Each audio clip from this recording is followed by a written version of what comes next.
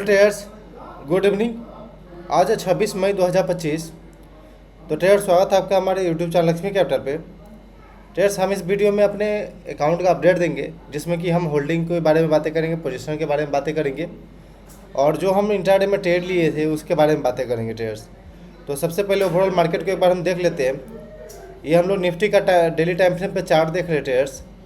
तो ये देखेंगे अपने जो प्रीवियस स्विंग हाई बनाया था, हम लोग जस्ट उसके पास आकर थोड़ा सा रेजिस्टेंस फेस किए हैं और बट ओवरऑल चार्ट पैटर्न काफ़ी स्ट्रॉन्ग दिख रहा है। यहाँ पे कोई वीकनेस का साइन नहीं है। प्रीवियस कई वीडियो से हम बताते आ रहे हैं कि अभी सेलिंग के लिए कोई सिग्नल नहीं आ रहा है। यहाँ पे हमें बाइंग ही करना है, हर एक अपॉर्चुनिटी खोजना है बाइंग साइड का ही। तो ट्रेडर्स, ये निफ्टी का रहा और बैंक निफ्टी का एक बार हम देखते हैं। तो बैंक निफ्टी भी देखेंगे तो जो हमने बात किया था कि 55,500 के ऊपर अगर हम सस्टेन करते हैं तो आई थिंक कि अब नया अपसाइड की ओर मूवमेंट दिखा सकते हैं। तो यहाँ पे आई थिंक कि अभी टाइम हो रहा है 3:25। तो 55,500 के ऊपर हम क्लोजिंग देने में आई थिंक कि सक्सेस रहे आज। और अगर निफ्टी 500 का चार्ट देखेंगे तो ये भी अपना रेजिस्टेंस के पास से रेजिस्टेंस फेस करके थोड़ा सा डाउन साइड की ओर आकर के क्लोजिंग देने को तैयार है, जो कि 22,900 के आसपास देगा। अगर हम स्मॉल कैप और मिड कैप के बारे में थोड़ा बात कर लेते हैं तो ट्रेडर्स, ये मिड कैप का चार्ट है जो कि एक स्ट्रॉन्ग सेलिंग के बाद वापस हम लोग अपने हाई की तरफ निकल रहे हैं, प्रीवियस हाई की तरफ। तो ये ठीक है। और निफ्टी स्मॉल कैप में देखेंगे ट्रेडर्स तो ये भी प्रीवियस हाई के पास से रेजिस्टेंस फेस किया है थोड़ा सा और हम लोग नीचे कंसोलिडेट कर रहे हैं। ट्रेडर्स, हम ऑर्डर बुक की तरफ चलते हैं। अभी टाइम हो चुका है 3:26। तो ट्रेडर्स, जैसा हम हर एक वीडियो में बताते हैं कि only 1 trade in a day, ये डिसिप्लिन है मेरा। तो सेम बिल्कुल आप देखेंगे तो हमने 954 के पास में 70 क्वांटिटी का पहले इंटर किए थे डीएलएफ में 781 रुपये के पास में। देन उसके बाद नीचे आया तो 779 रुपये 50 पैसा के पास हम 10 क्वांटिटी और ऑर्डर डाले। वापस ये अब स्टॉप लॉस हमने सिस्टम में लगा रखा था तो इसे हमने एग्जिट किया और 3:20 पे ये ब्रोकर खुद काटा, क्योंकि ना टारगेट हिट हुआ और ना ही स्टॉप लॉस हिट हुआ। तो ट्रेडर्स, इस ट्रेड में ना ही टारगेट और ना ही स्टॉप लॉस हिट हो पाया है आज के दिन पे, ये कंसोलिडेट करते रह गया है। तो इसलिए ट्रेडर्स आपको दिखाएं कि 296 रुपये के पास मेरा इसमें लॉस हुआ है इस ट्रेड में। और चार्जेस का बात करें तो 66 रुपये चार्जेस कटा है इस ट्रेड के लिए। हम ट्रेड्स आएंगे चार्ट पे कि क्यों हमने ट्रेड में इंटर किया था, इसके बारे में भी डिस्कस करेंगे। उससे पहले अगर हम होल्डिंग देखें तो ट्रेड्स, डिफेंस सेक्टर का जो ये हमने ETF बाई किया था, ये लगभग 5% का रिटर्न दे रहा है। 10,000 का हमने बाई किया तो 500 रुपये प्रॉफिट इसमें चल रही है।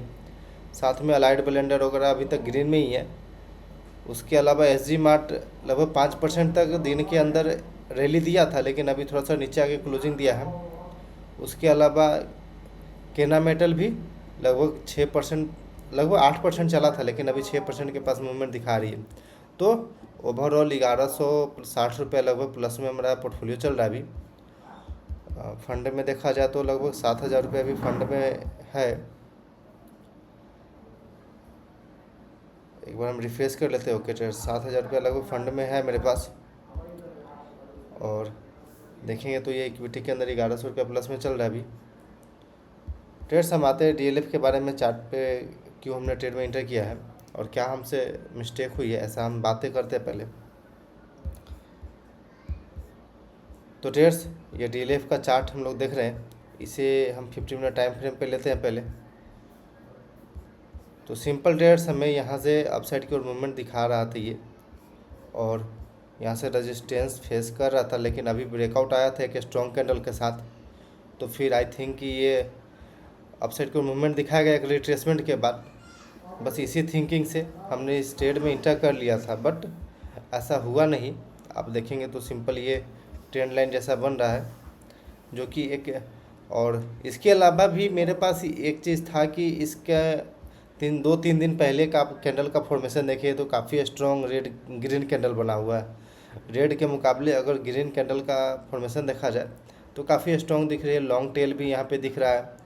देन इसका ब्रेकआउट भी दिख रहा है। ब्रेकआउट के बाद ये नीचे आया, बट ये अपसाइड की ओर वापस से जा नहीं पाया। इसलिए ये कंसोलिडेट करते रह गया और ना ही टारगेट हिट हुई और ना ही स्टॉप लॉस हिट हुई। ट्रेड्स एक चीज़ हम हो सकता है कि गलती किए हों इस तरह का चीज़ें कि अगर हम निफ्टी को देखेंगे एक बार, निफ्टी अगर हम थोड़ा सा 15 मिनट टाइम फ्रेम पे आपको दिखाएं कि हो सकता है कि हम ऐसा जो सोच रहे हैं ये हमसे गलती हुआ। ट्रेड्स अभी ये रेजिस्टेंस के पास आ चुका है, ओवरऑल मार्केट रेजिस्टेंस के पास आ चुका है।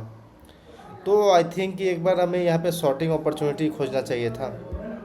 निफ्टी 500 का बात करते हैं, ये भी अपने रेजिस्टेंस के पास से आकर के रेजिस्टेंस फेस किया है। तो मोस्ट ऑफ दी स्टॉक जो है सेलिंग साइड में ही दिखा है। इसके अलावा मेरे पास एनटीपीसी भी था। एनटीपीसी मेरे वॉच लिस्ट में था जो कि शॉर्ट साइड के लिए था।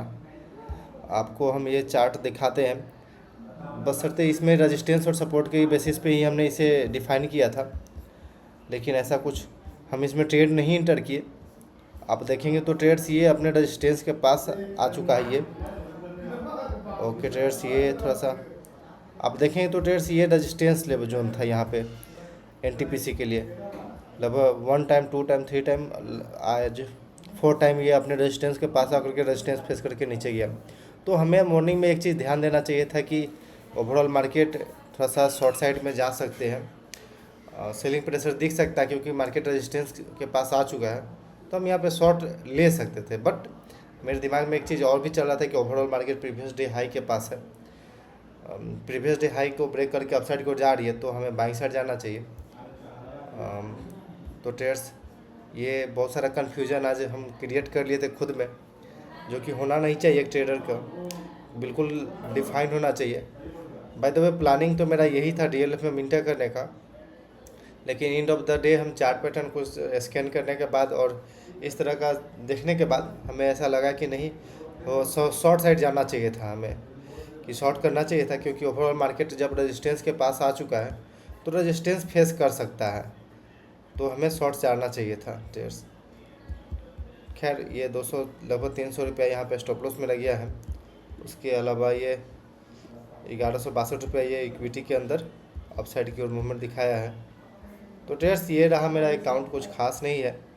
इसके अलावा कुछ चार्ट पैटर्न भी था, बट डेटा पैटर्न का अगर चार्ट दिखाया आपको, इसमें ट्रेड्स ठीक था, बट हमने इंटर नहीं किया क्योंकि ऑलरेडी मेरे पास डिफेंस सेक्टर है। तो यहाँ पे इनसाइड कैंडल बार का ये ब्रेकआउट दिखा रहा था, तो इंटर कर सकते थे, बट हम नहीं किए क्योंकि मेरे पास ऑलरेडी है। और वॉच लिस्ट का स्टॉक काफ़ी अच्छा मूवमेंट दिखाता है, बट पोर्टफोलियो का स्टॉक नहीं दिखाता है। खैर कोई बात नहीं, धीरे धीरे हम लोग को बहुत ही लर्निंग करना है। ओके ट्रेड्स, तो जो है मेरे पास मेरे वॉच लिस्ट में उसे हम आपको दिखा देते हैं। आप देख सकते हैं यहाँ से। ओके ट्रेड्स, क्लोज करते हैं वीडियो को। Thanks for watching this video. Please like and subscribe my channel for more updates.